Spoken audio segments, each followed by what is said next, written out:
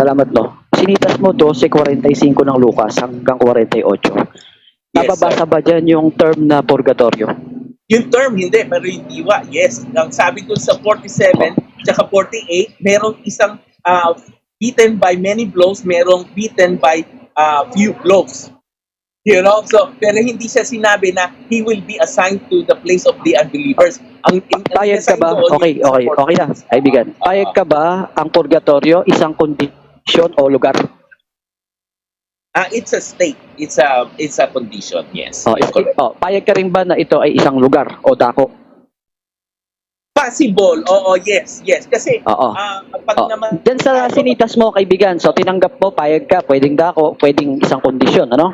So, diyan sa sinitas mo, 12:45 to 48, anong dako ang tinutukoy dyan? Anong dako yan? Ito sa, third, kasi pag tayo namatay, yung namatay na katawan, labi natin makabubulok, sa alabok, Pero yung soul natin... Kaibigan, diyan ko tinatanong sa talata, anong dako dyan? Anong particular na tinutukoy dyan? Oo. Yes, I'm answering you, So, yung kaluluwa will continue to live on. Mabubuhay siya, di ba?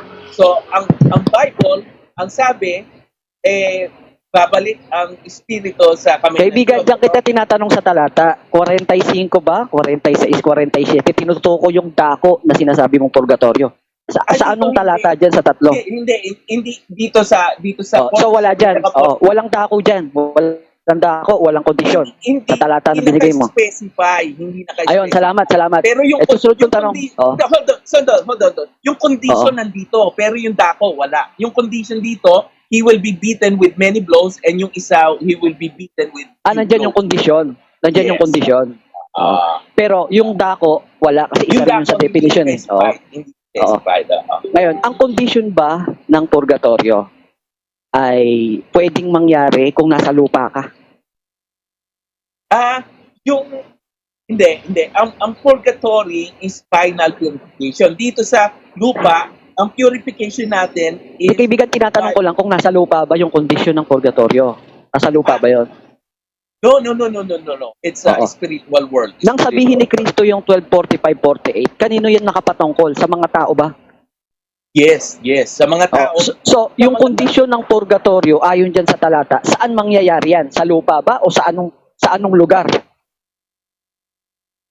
Sa anong lugar? Spiritual realm ito. Spiritual realm. Kasi, wala sa lupa.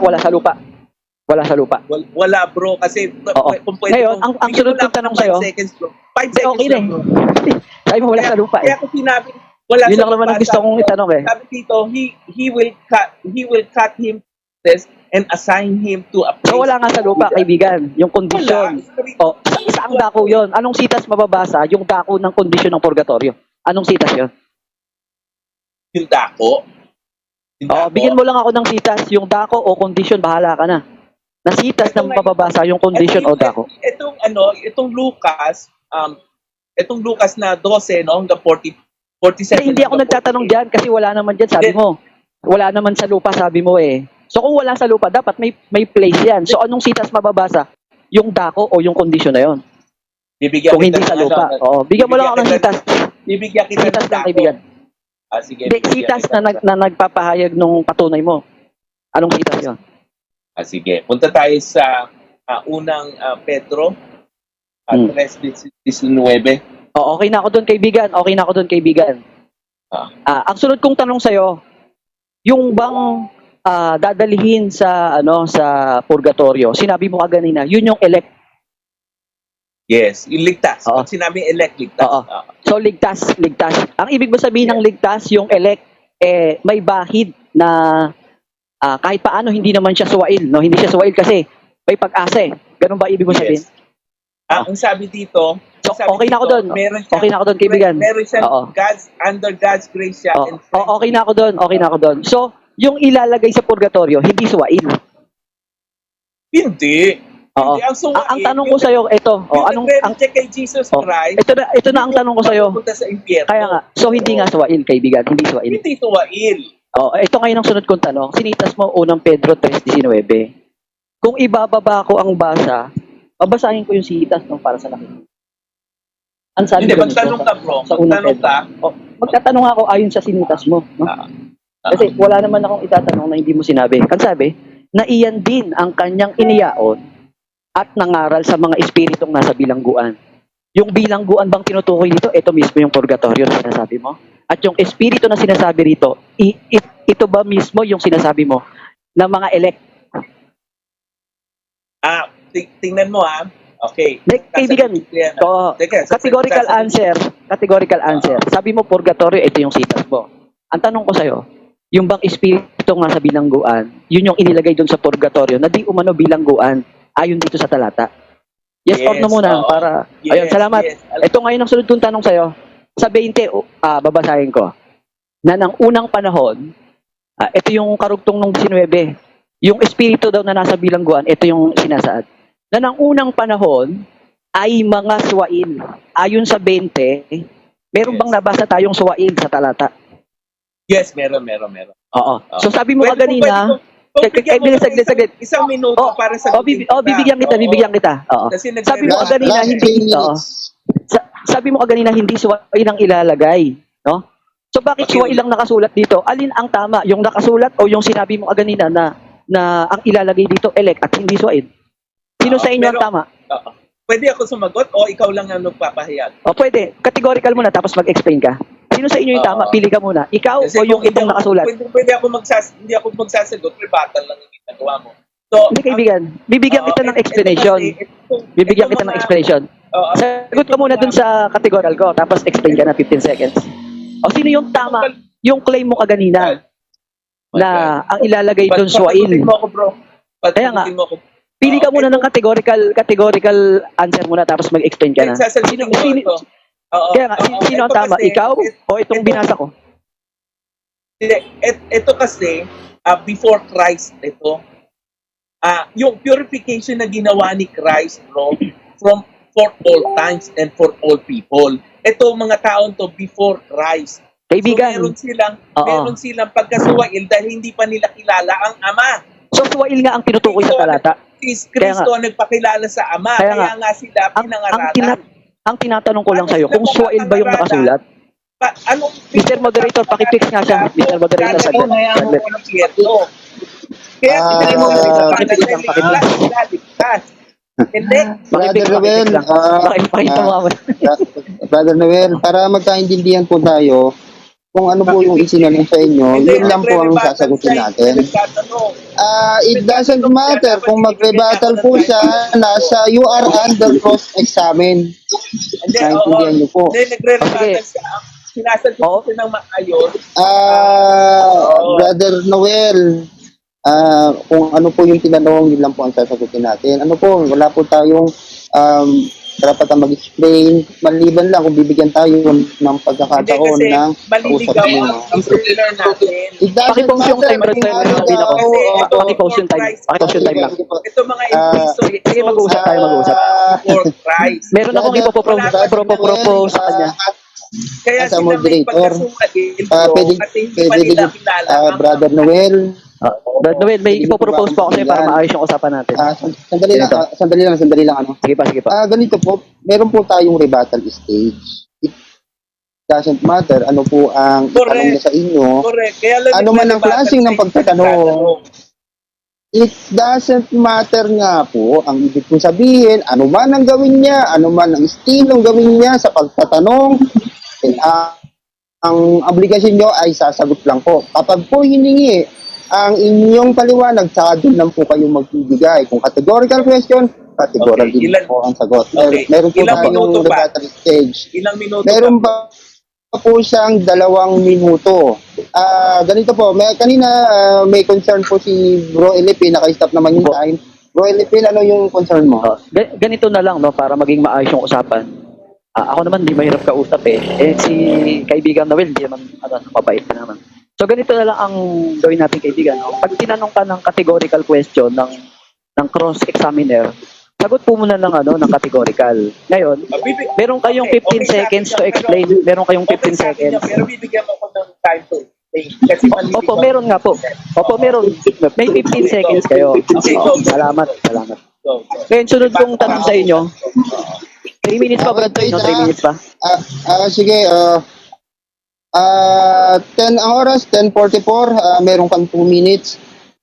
Sige, pasok, Bro Elipin. Okay na siguro doon. Pero ulitin ko yung tanong, no? Sabi kasi kaganina niya, yung elect daw, hindi raw swail yun. No? So, tinatanong ko siya sa talata. Ang nakasulat ba sa talata ay swail, kaibigan, yung inilagay doon sa espiritong nasa bilangguan sa unang Pedro 3:19 hanggang 20. Ang inilagay ba sa kulungan, swail? Yun lang naman ang gusto kong itanong. Okay. Sagot ka muna categorical. Okay, Yung yes. salamat. Yes, kaya lang, Salamat. ito, bibigyan mo ako ng sabi mo ng explanation, no? Kaya lang, Sige, ito, 15 seconds. ito ay before Christ. Remember, they have not, na hindi pa nila nakilala ang Ama dahil si Kristo ang nagpakilala sa Ama. And the reason why nandun si Kristo, dahil si Kristo nililigtas sila. So may pag-asa sila. Ito sunod kong tanong sa'yo. Sa unang Pedro 3:19, ang nakalagay ba sa Latin Vulgate dyan, purgatorium sa 3:19? Ang ano kasi dyan, yung ladies kasi, Hindi, kapatid, ang tanong ko lang kung nakasulat yung purgatorium sa Latin Vulgate sa 3:19 ng unang Pedro. Nakasulat o hindi? hindi. Salamat sa sagot. Ito ngayon sunod kong tanong sa'yo. Sabi mo, ang official definition ng purgatory is final purification of the elect, mga ligtas kamo. No? Sinabi mo rin, purification something positive, mga taong namatay na may kasalanang ikamamatay. So, Oh no! Mali! Venial hindi ba ganun yung pagkasabi mo? Yung kasalanan na... Venial sins. So, ito ngayon ang sunod kong tanong sa'yo. Forgivable sins. Ito ngayon ang sunod kong tanong sa'yo. Ito ngayon ang sunod kong tanong sa'yo, kaibigan. Iniutos ba ni Kristo na ipanalangin pa yung kanyang lingkod na Kristiyano na namatay na sa katawan? Anong sitas mababasa na? Pag namatay na sa katawan yung Kristiyano, dapat pang ipanalangin sa utos ni Kristo. Anong sitas mababasa? Okay, time na tayo ha. Last question yan. Pakisagot na lang. Pakisagot na lang, sitas lang, kaibigan. Sa utos ni Kristo?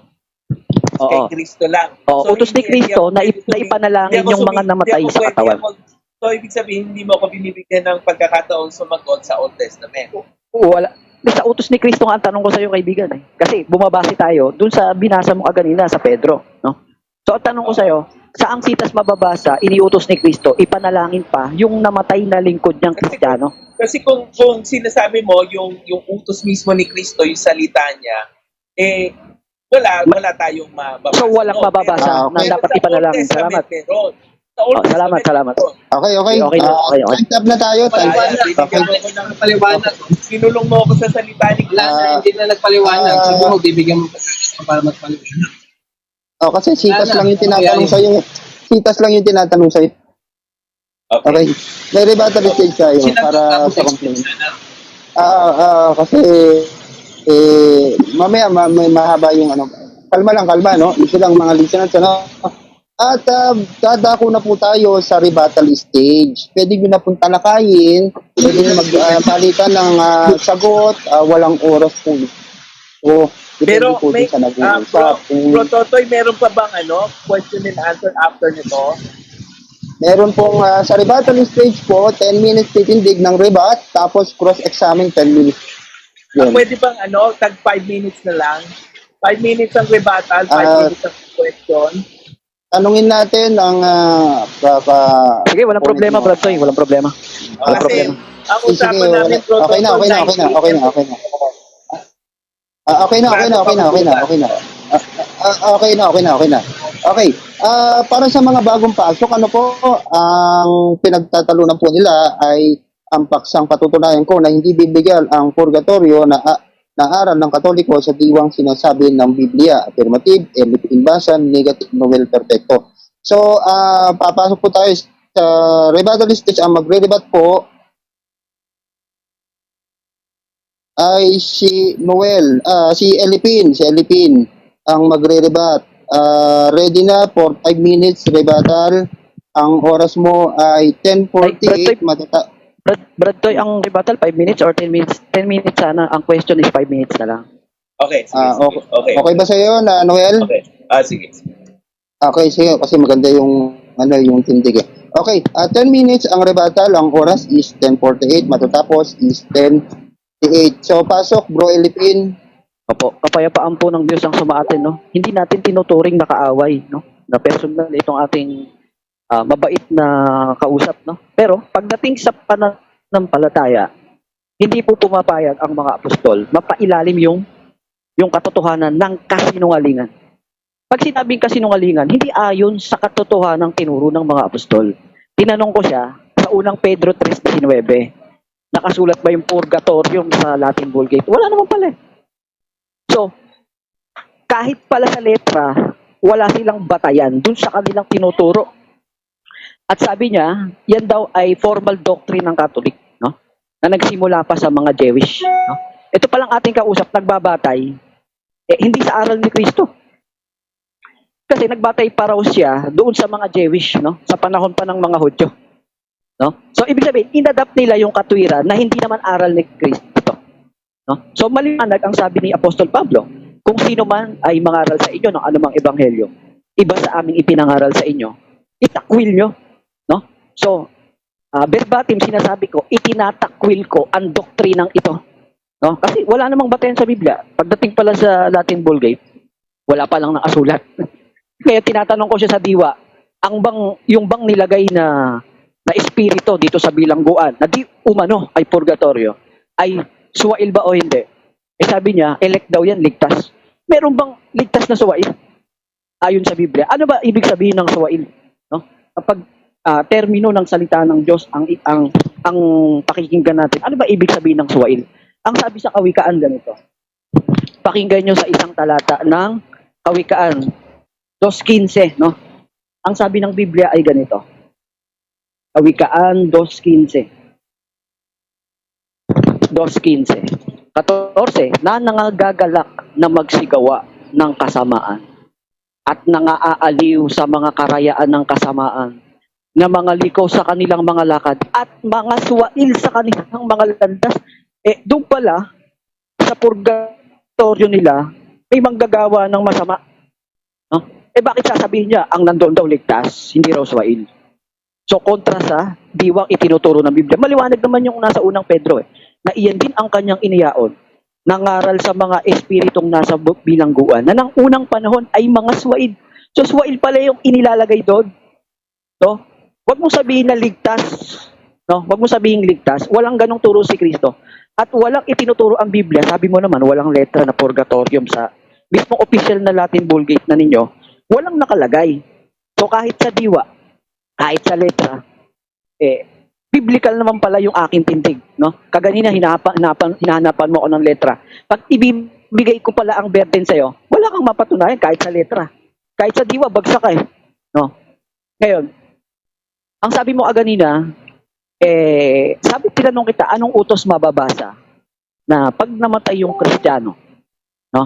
Pag namatay na yung Kristiyano, naglilingkod kay Kristo yan eh. Siyempre, gumagawa ng kautusan si Kristo. Anong sitas mababasa pag namatay, ipanalangin pa? So, wala kang naipakitang sitas. No? Wala siyang naipakitang sitas sa akin. Samantalang, kung titignan natin yung kanilang publication, ano? Ang sabi ng kanilang publication, ano? Modern Catholic Dictionary, page 452. Ang sabi ay ganito, the sufferings in purgatory are not the same for all, but proportion to each person, degree of sinfulness. Moreover, these sufferings can be lessened in duration and intensity through the prayers and good works of the faithful on earth. Yan. As members of church, suffering, the souls in purgatory can intercede for the person in earth. Yan. So, walang magagawa yung gagawin ng isang tao para sa taong namatay kung ipagdasal pa niya o gumawa man siya ng kabutihan to intercede the person, ipamagitan niya para ma-purify yung nasa purgatorio. Samantalang, yun ang nasa Biblia. Samantalang, sa kanilang publication, hindi ganun ang sinasabi.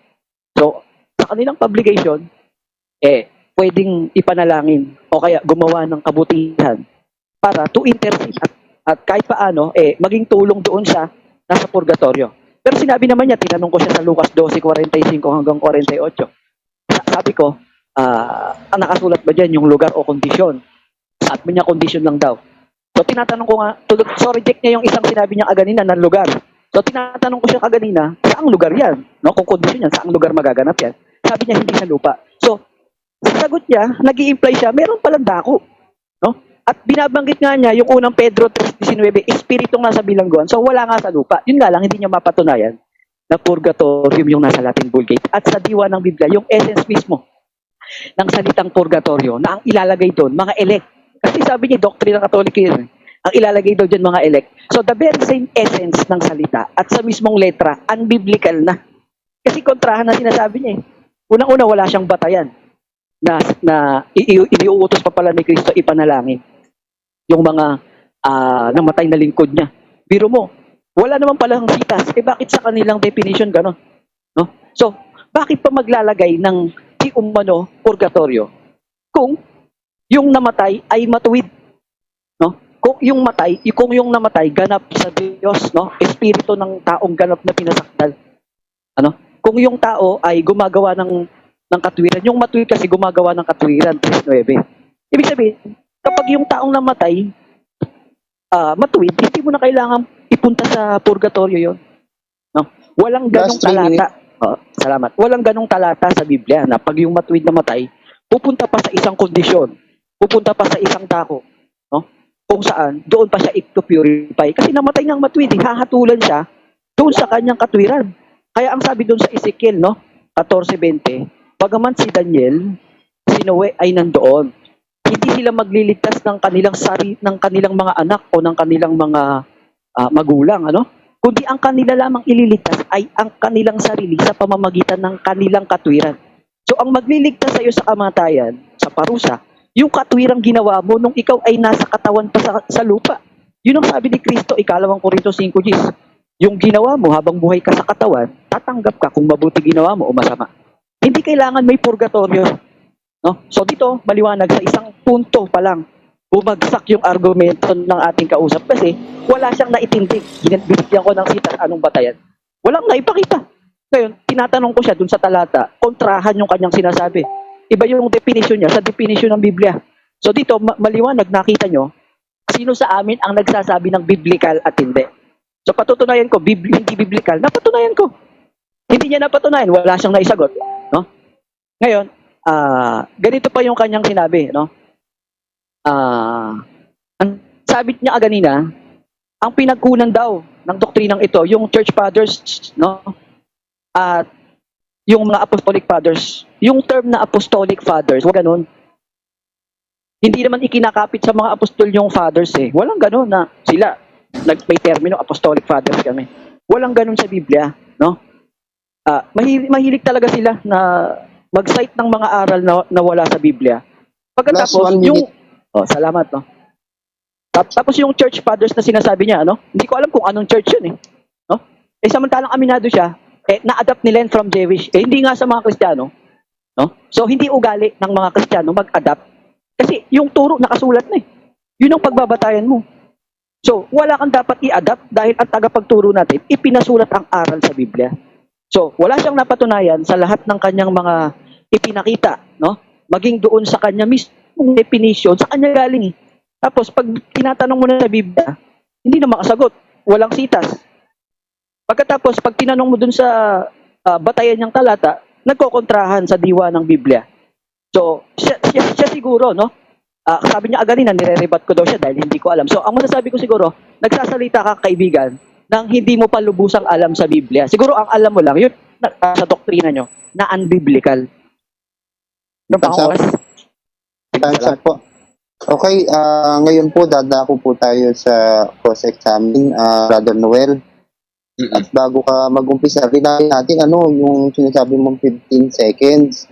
Yung 15 seconds kasi depende dun sa rules talaga at dun sa napag-usapan yung dalawa. Kung i-allowed ka. Kung okay sa kanya. Okay. Siya ang magbibigay doon, hindi ako makikialam sa inyo. Maliban na lang kung nagkakagulo kayo. Okay, salamat sa pag-intindi. Okay, ang oras mo is 10:58. Matatapos ito po kayo ay 11:03. Okay po. Pasok po, Bro Noel, sa cross-examine. Okay, thank you. Okay, so, pag namatay ba doon sa iglesia nyo, yung membro, ano yung katuruan kung saan napupunta? ang kaluluwa? Diretso ba sa langit at diretso sa impyerno? Kaibigan, yung impyerno, wala pa Hindi, ang ngayon tanong yun. ko, saan napupunta yung kaluluwa na matay, yun ang tanong. Kasi may binagit kang impyerno, kaya sinasagot kita rin, no? So, ganito kaibigan, no? Hindi ko yung sagot-sagot ng Biblia, no? Ang sabi dun sa Job 12, no? Sabi sa kamay niya, kaluluwa ng bawat bagay na may buhay. Yun ang nakasulat sa Biblia. Saan yung dako na yun? Hindi naman mali yun. Saan yung dako na yun? Bahala ang Diyos yun, bahala ang tiga, nasa kamay nga niya, sabi dun sa talata. Unknown. Kapatid, naiintindihan mo ba yung talatang binasa ko? Kung mali yung talata, nasa sa'yo yun. Huwag ka magpaliwanag kasi. Sinagot naman kita ng talata eh. Ito yung tanong ko. Ang Diyos ba hindi kaya niya, o si Kristo, hindi niya kaya magligtas ng suwail? Kaibigan, ang ililigtas ng Diyos, no, yung mga tao na binigyan ng chance sa mundo at buhay pa sa katawan. Okay. Ang sabi dito, doon sila hahatulan sa ginawa nila sa katawan. Ngayon, kapag namatay na sila, kung ano yung ikinamatay nila, doon sila hahatulan. Sabi ni Kristo, Okay. 2 Korinto 5:10. Okay. Ang sabi dito sa unang Pedro 3, ang sabi dito sa verse sa 19 tayo kanina, di ba? Doon sa verse 18, ang sabi dito, Kaibigan, hindi ko sinitas yung talata na yan, kaibigan.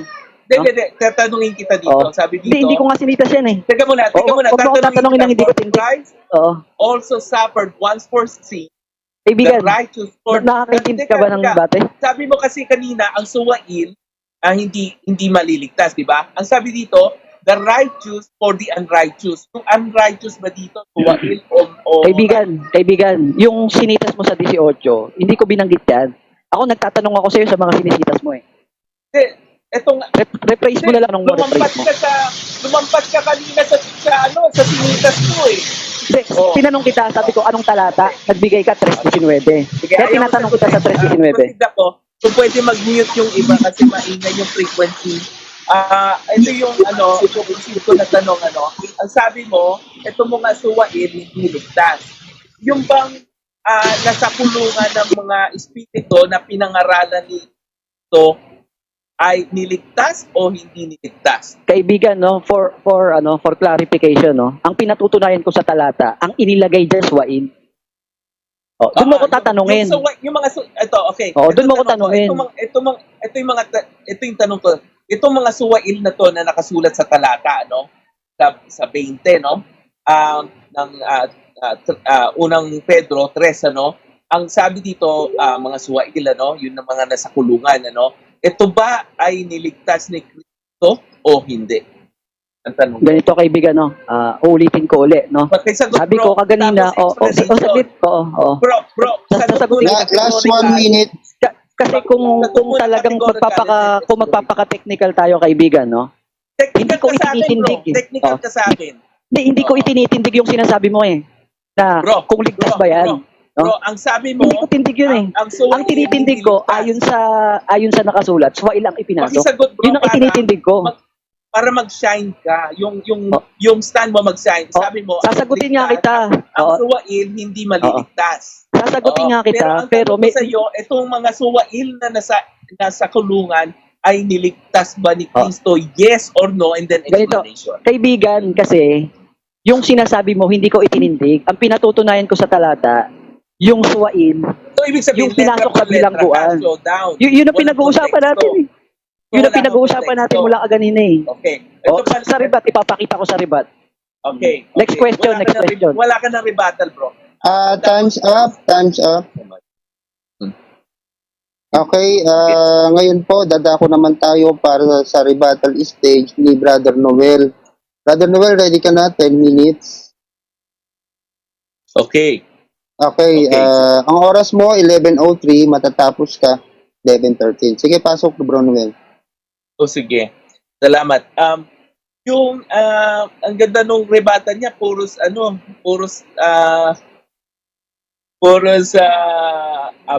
hominem, wala talaga siyang napatunayan.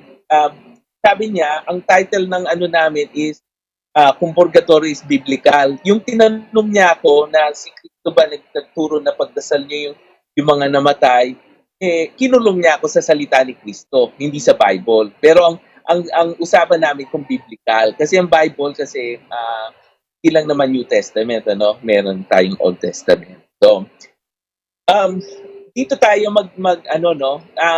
makikita natin na hindi niya masagot yung ang dami niya sinabi na suwail, itong nasa mga espiritong nasa o kaluluwang nasa kulungan dito sa unang Pedro 3, ano? Ang sabi niya, mga suwail ito.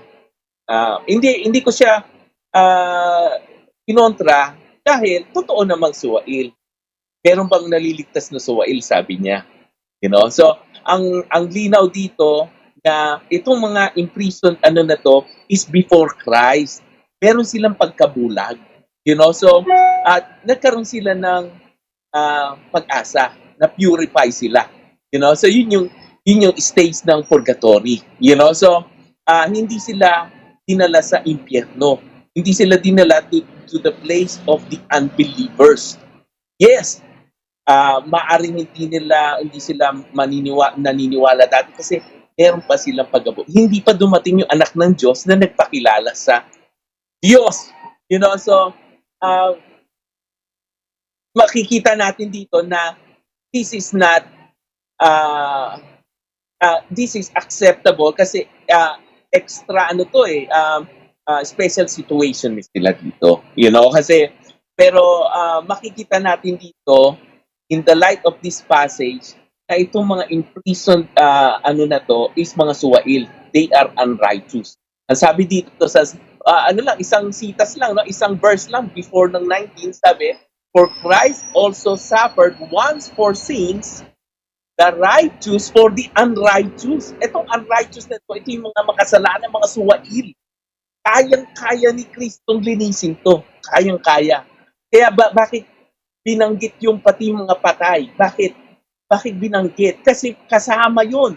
When Jesus died on the cross, He died for everyone for all time. Hindi yan from Jesus Christ time forward, onwards. Ang perfect sacrifice ni Jesus Christ is from past to present. So, and future. So, dapat maintindihan natin, sabi dito, after being made alive, He went and made proclamation to the imprisoned spirits, to those who were disobedient. So, long ago, when God waited the days of Noah. You know, so sabi dito, while the ark was being built, in it, only a few people, 8 in all, 8 sila, were saved through water.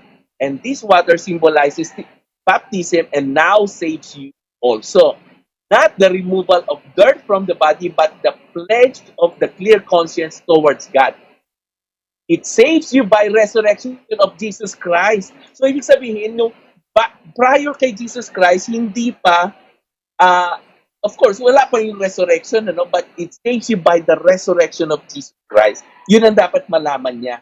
Na itong mga taong to, patay sila, nasuwail, meron silang pag-asa. You know, so, yun ang tinatanggal niyang pag-asa eh.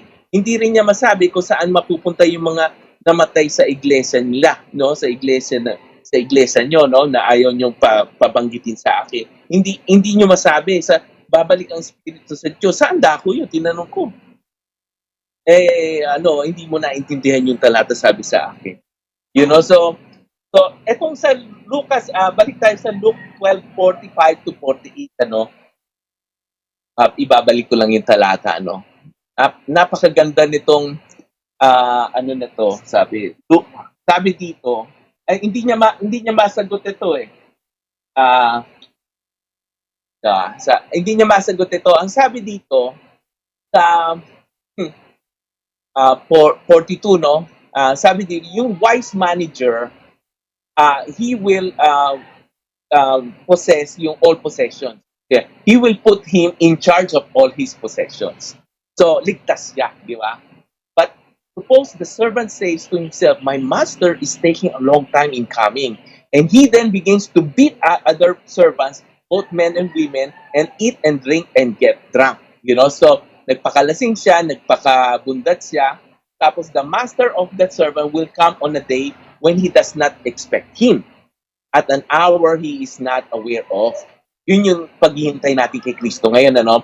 He will cut him into pieces and assign him to a place with the unbelievers. So yun yung parable. Kung isa niligtas, possession, ano, ng kingdom, ito naman idadaling sa impyerno. Yung cutting into pieces, it represents death. Yun yung second death na represent, hindi yung first death, ano? Kasi lahat ito mamamatay. Yung isa ligtas, namatay sa laman pero naligtas, ano? Pero itong dalawa pang servant sa 47 at 48, hindi niya masagot, ano? At nilalabanan niya na ito ay spiritual. Spiritual to. Kasi yung hell, tsaka yung ano, is heaven is spiritual. Anong sabi dito? The servant who knows the master's will and does not get ready or does not do what the master wants will be beaten with many blows.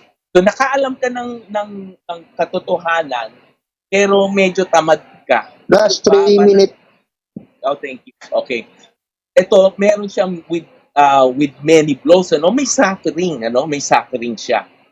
But the one who does not know and does the things deserving punishment. Itong isa, yung pinakahuli, ignorante siya. Tapos ginagawa niya yung mga samaan. So, ang sabi dito, he will be beaten with few blows. Bakit? Kasi merong pagkabulag sa kanyang ano. So, ibig sabihin, may parusa siya pero konti lang, ano. Kaysa doon sa nakakaalam pero ginagawa yung mga masamang bagay, ano. So ito hindi sinabi na dadalhin sa impyerno. You know, hindi sinabi na dadalhin siya sa impyerno. At sinabi rin ni Jesus Christ, I just wanna to sa Matthew 12:32, no? Ang sabi niya, the sin or blasphemy against the Holy Spirit will not be forgiven on this age and the age to come. So ano yung implication yon? Ang implication yon, yung blasphemy of the Holy Spirit is a mortal sin. It's unforgivable sin. So ang implication nun is may mga sins na mapapatawad. Meron. Kasi kung tayo kaya natin magpatawad, what more yung God, ano? Kasi siya yung siya yung nagbigay sa atin ng puso, ng damdamin, siya yung nagbigay sa atin ng emotions. So kung ano yung binigay niya sa atin, what more yung sa kanya? Sabi niya, my thoughts are higher than your thoughts. You know, so kaya niya talaga magpatawad. You know, so yung sa Old Testament pa lang, they pray, you know, so do sa soul of the dead, ano. So hanggang ngayon yung mga Jewish nag-pray pa rin sila sa mga soul. Actually yung Orthodox, no, Christian, ano, which is Catholic. Last 1 minute. Yung naghiwalay sila. Ang ano nila, sa mga patay, 11 months sila nagpe-pray sa soul. Kasi hindi yan nagsimula sa kasi ang implication ko sa sinasabi ni Bro Charleston, inimbento ng Catholic yan. No, hindi inimbento ng Catholic yan. It is all biblical. So sabi, pag sa age to come, ano, pag sinabi, it's a time in the future, you know. So ibig sabihin, may maliligtas.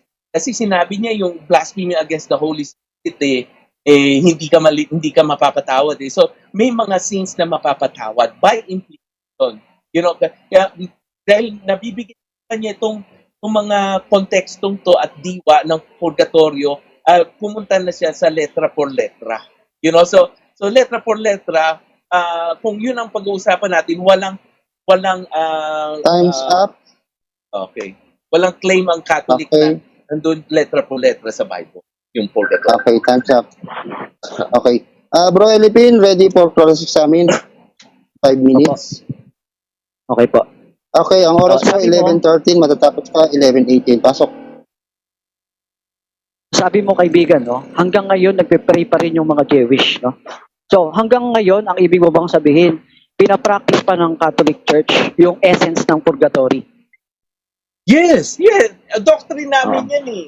Doctrine namin yan, bro eh. So, kaganina, Kaya mga ako hinamon eh.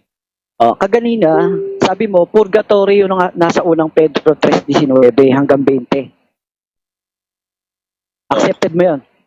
Oo. Yes. Ang nakalagay ba doon, kung itataas ko sa 18, si Kristo pumunta ron sa espiritu na nasa bilangguan. Na di umano, yun ang purgatorio para iligtas yung espiritu na nandun. Ganun ba yung ibig sabihin nun sa talata? Kasi ang purgatory, bro, is a state of cleanse. Hindi, kaibigan, you know? tinatanong kita sa talata, sa 3:18, pinuntahan ba ni Kristo yung espiritong nasa bilangguan? Doon sa 19. Oo. Yun ang sabi doon eh. So sabi mo, ngayon, ay umiiral pa yung purgatorio at yung essence nun. So saan mo ngayon mababasa?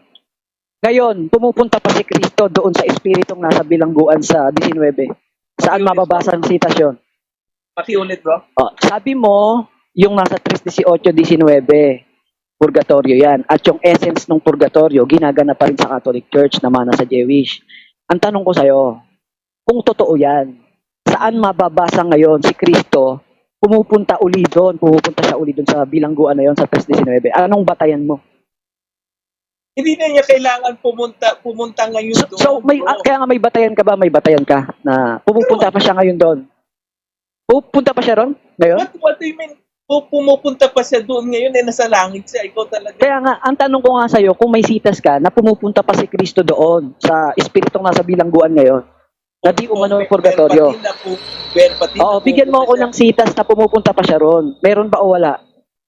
Last 3 minutes. Kung verbatim, Kaibigan, wala, pero talata lang, sayang oras eh. May talata ba wala? Si Kristo, Diyos siya. May talata ba o wala? Kaibigan, may talata ka ba na pumupunta pa siya ngayon doon? Sayang oras eh. Meron o wala? O wala? No, wala. Ngayon, yung espiritong bilangguan, meron bang tao na pwedeng pumunta ron? Na literal na tao? Meron ba? Literal na taong buhay o doon sa purgatorio, sa 3:19, meron bang literal na tao pwede pumunta ron? Na namatay Sagot. dito sa lupa? Hindi tayong taong literal. Meron ba Paano tayong ka pwedeng... makakapunta doon? So wala nga, so wala. Spiritual yun eh. So sino lang ang pwedeng kaibigan, sino lang ang pwedeng pumunta ron para madala niya sa Diyos yung mga espiritong nandoon? Sino lang ang pwedeng pumunta ron? Si Kristo lang kasi siya yung So kung hindi pumupunta si Kristo ngayon doon, wala siyang dinadala sa Diyos, di ba? Kasi hindi naman siya pupunta ron. Hindi, yung tanong mo, hindi yan makakapag-down ng Hindi, kaibigan, sino ngayon ang magliligtas? Ang tanong ko sa'yo, sino ngayon ang magdadala sa Diyos ng espiritong nasa bilangguan ngayon? Dati umano purgatorio. Sino? Sinong espiritu nga? Lahat si Kristo. So si Kristo lang, walang iba. Judge the living and the dead. Pero tinatanggap mo, si Kristo, hindi na ngayon bumabalik doon. Hindi na bumabalik doon, si Kristo ngayon. Tinatanggap mo yon. Kahit nasa lahat Kaya nga, so hindi mo nga tinatanggap na hindi na siya bumabalik doon, di ba? Okay na. Tinatanggap mo. Kailan? So bumabalik nga siya sa espiritu na yon. So bumabalik siya. Anong sitas mababasa, bumabalik siya? Anong sitas mababasa, bumabalik siya? Alam mo, bro, anong sitas mababasa? Alam mo yung Bible? Di, sitas, kaibigan, sitas. Saka mag-explain. Sinulat yan, bro. Kaibigan, sitas ang hinihingi ko sa'yo, Mr. Moderator. Hindi sila sabi. At the time, no, meron pang isang minuto. Pakikat yung time. May mga itatanong pa ako, nasa tayong oras ko. Brother Noel, kung sitas ang hinihingi, kung meron o wala, Brother Noel, sabi ko sa'yo, it doesn't matter kung paano siya itinanong. Kung ang tinatanong sa'yo ay talata ang ibibigay natin, meron ba o wala, yun lang. Wala na ano. Sitas na mababasa na bumabalik si Kristo doon sa espiritong nasa bilangguan na di umano purgatorio. Sitas lang ang hinihingi ko eh. Wala. Wala, kapatid, wala, no? Wala. After nito, ang sagot niya? Wait lang. Resume natin yung time, ha? 1 minute, ha? 11:18, kapapasok lang. So, 11:19 matatapos. Sige, pasok. Apo. Ang tanong ko ulit-ulitin ko, anong sitas mababasa ngayon? Kasi pinapractice pa raw yung, yung purgatorio, yung essence doon. So, anong sitas mababasa ngayon? Si Kristo pumupunta pa ngayon doon sa espiritong nasa bilangguan sa 3:19-20 ng unang Pedro. Kung verbatim, bro, kung verbatim pupunta pa dito, yun ang sitas. last na sitas, pero wala. No, na nababasa natin. So wala. Wala nga, wala. Hintayin mo mga sagot, Darstone. yung first Peter 3:19, malinaw Wait, yun, bro, na pumunta ka. Kaibigan, di ba nangyari na yan? Yung 3:19. Kaibigan, sunod kong tanong sa'yo. Di ba nangyari na yan? Nangyari na yan, di ba? Yung 3:19 hanggang 20. Yes. Oh. Ngayon, di ba pinapractice nyo pa yung purgatorio? So, anong sitas mababasa? Bumababa uli si Kristo dyan para dalhin sa Diyos yung Okay, Espiritu na gagaling ngayon. Okay, time's up tayo. Pakisagot yung last question. Oh, sitas lang. Wala kasing sagot yung tanong niya. Kasi yung si Kristo, sinasabi niya kung saan sitas, ano? Ito ang linaw na sitas nito. After nito, of course, wala ka nang mababasa after nito. Pero ito, napakalinaw na bumabasa doon. Pero knowing Jesus Christ, He is God. You know, He is omnipresent. He is present in all places, you know. So kaya niya kahit saan. Kasi sabi nga niya ni bro, sa yung espiritu ay babalik sa kamay ng Diyos, ano? So ibig sabihin, nasa kanyang authority. You know, so kung nasaan man yon yung dimension na yon, you know, nandun si Kristo. Kayang-kaya ni Kristo you know, so Okay, Noel. Siguro okay. na-explain mo na. Ang tanong lang naman sa'yo kung may sitas. So, meron ba o wala? Ayun lang. Okay, sige. Dadako na tayo sa sa final conclusion. Ang magpa-final ngayon, ikaw, Noel, at panghuli si Elvin kasi siya ang affirmative. Ready ka na ba sa final conclusion? 5 minutes. Okay, ang oras mo, 11:20, matatapos ka 11:25. Sige, pasok, Noel. So ito yung conclusion natin. Napakalinaw na yung doctrine of purgatory are all biblical, ano. Ang problem kasi nagsasabi na hindi biblical, na siya yung affirmative natin, si brother. Hindi niya patunayan na hindi biblical kasi hindi niya masagot yung mga tanong, ano. So tinanong ko, saan ba mapupunta yung mga kaluluwa? Bahala na raw yung Diyos kung saan yun. So ibig sabihin, wala silang doktrina, no? Tapos sabi niya, yung Israel hindi raw ligtas, pero dito hindi niya masagot kung niligtas ba ni Kristo yung mga suwail na nasa kulungan. You know, ayaw niyang sagutin. Can you imagine? Gusto niyang apakan yung doktrina ng purgatorio, pero hindi mo sagot ano yung sagot mo sa mga question na to. At hindi niya masagot yung few blows tsaka many blows, bakit may ganun. Sinabing ligtas yun, hindi sinabing he will possess, ano? Hindi sinabi na dadalhin siya, he will be cut into pieces para dalhin sa impyerno. So alam natin na yung parusang yon intermediate sabihin interim state, ibig sabihin temporal state. Ililigtas rin sila. Bakit pa sila papaluin doon? Kung papakainin lang sila sa mga uod, di ba, ng impyerno, or susunugin sila sa impyerno, di ba? So makikita natin napakalinaw ng Bible na merong pag-asa ang mga namatay, you know. So yun mercy, actually yung purgatory is based on love and mercy of God, ano. So is an extension of grace, you know. So ganun ka mapagmahal ang Diyos natin. Kaya, namatay ka, nagnakaw ka ng candy, sa impyerno ka na. Hindi ganun ang Diyos. Justice yun. Kasi pag dinala mo sa korte, ang nagnakaw ng ballpen o candy, kukulong lang yan ng 1 araw o 2 araw. Napakawalan na. Pag napakawalan yan, absuelto yan. So ganun din ang Diyos. Kasi siya yung, di ba, judge of all, di ba? Judge siya, di ba? So, itong sa Mateo 12, sabi dito, sin against the Holy Spirit has no forgiveness on this age and the age to come. So, ibig sabihin, isa siyang mortal sin na napaka karumal-dumal na kasalanan, na tawagin lalo na yung Espiritu Santo, tinawag ng mga Pariseo na sa Satanas, ano? So, ano implication? Ang nagnakaw ba ng ballpen o naging tamad ka, wala ka ng forgiveness? So, ibig sabihin, ang nagnakaw ng ballpen o nagnakaw ng 100 pesos o kahit sabihin mo 1 million pesos, nagnakaw ka.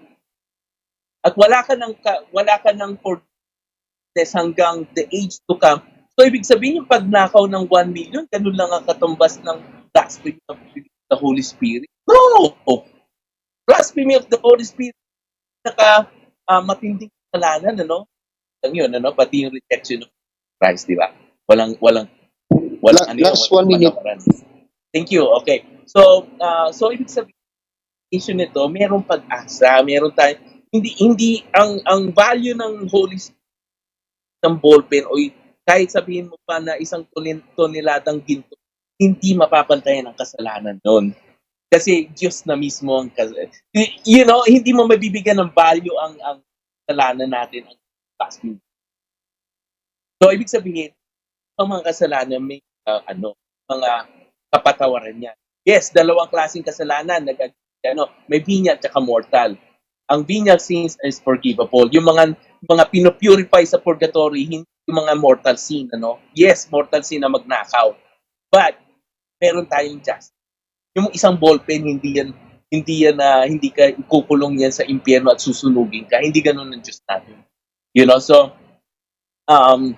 ano pa? So hindi pa natin na-tackle actually. Time's up. Go ahead. Okay, salamat. Noel. Ito sa last ending, sa final conclusion. Bro Elipin, ready ka na? Okay po. Okay, ang oras 11:25, matatapos 11:30. Pasok. Okay, no? So, misleading yung ginagawa ng ating kausap, no? Ang pinatutunayan natin sa unang Pedro 3:19 hanggang 20, kung i-comma mo sa taas, ang dinadala doon, suwail. Kasi ang aral nila, ang inilalagay daw doon, elect, ligtas. So, sa point na yun, doon mali yung essence ng purgatory at yung aral nila na inadapt nila sa Jewish at hindi sa aral ng Kristiyano. So, yun ang point na dapat makita natin. Sa point na yun, mali sila, kaya unbiblical. Ngayon, ano ba yung sinasabi sa unang Pedro 3:18-19? Tama yun. Nangyari yun sa panahon ni Noe. No? Kasi sa panahon ni Noe, mabigat ang kasamaan sa 1 hanggang 3 ng Henesis. Dala ng mga anghel, sa pakikialam ng mga anghel, nagkatawang tao. So, naging mabigat. No? So, extraordinary yun. Kaya nga nilipol yung unang sanglibutan. So, sa tiyempo na yan, ang ating Panginoong Sokristo, nang mamatay 3 days, 3 nights, yumaon siya. Dinala niyang bihag ang pagkabihag. Di dinala niya sa Diyos. Di ba? So, yung mga suwail na yan, napangaralan ni Kristo. Sa anong dahilan, bakit sinabi yun? Sa 4:6 ng unang Pedro, nililiwanag naman ni Pedro, no? Ang sabi ni Pedro sa unang Pedro, 4:6, sapagkat dahil dito'y ipinangaral maging sa mga patay ang ebanghelyo, upang sila, ayon sa mga tao sa laman, ay mga hatulan. Tatapwat mga buhay sa espiritu ayon sa Diyos. Na siya'y magbibigay sulit sa kanya na handang humukom sa mga buhay at sa mga patay. So, valid ngayon si Kristo, no? Walang maipipintas sa paghatol ni Kristo kasi yung mga taong kailangan pangaralan. Kasi si Noe, hindi naman niya kayang pangaralan yung kabuuan sa panahon na yun. Pinuntahan ngayon ni Kristo, dinala niya sa Diyos. No? So, yung mga suwail dyan, dinala niya sa Diyos. Pero ano ang mali? Ano ang mali? Ang mali, sabihin mo, umiiral ngayon na yung essence ng purgatory na may pumupunta pa si Kristo ron para dalhin uli doon. No? Yung mga kailangang dalhin sa Diyos. Yun ang mali sa essence ng purgatory nila. No? So, mali rin na ipanalangin mo ngayon yung mga namatay na dinadala sa Espiritu. No? Dahil hindi mo nga madadagdagan yung kabanalan nila o katwiran sapagkat hahatulan tayo ayon sa ginawa ng katawan. 5:10 ng 2 Korinto. So, nang umiral na yung aral ng Panginoong Sokristo, 2:11 patuloy hanggang 16, hahatulan na tayo ayon sa pasya, ayon sa nasusulat sa ating kautusan. No? Kung nasa ilalim ka ng kautusan, hahatulan ka sa ilalim ng kautusan ni Kristo. Kung ikaw naman walang kautusan, hahatulan ka kung wala kang kautusan sa pamamagitan ng budhi, sa pamamagitan ng kautosang nasusulat sa puso mo. Ano imply? Hindi na nga kailangan yung sinasabi nilang essence ng purgatory. Kasi hahatulan ka ayon sa kautusan pag namatay ka.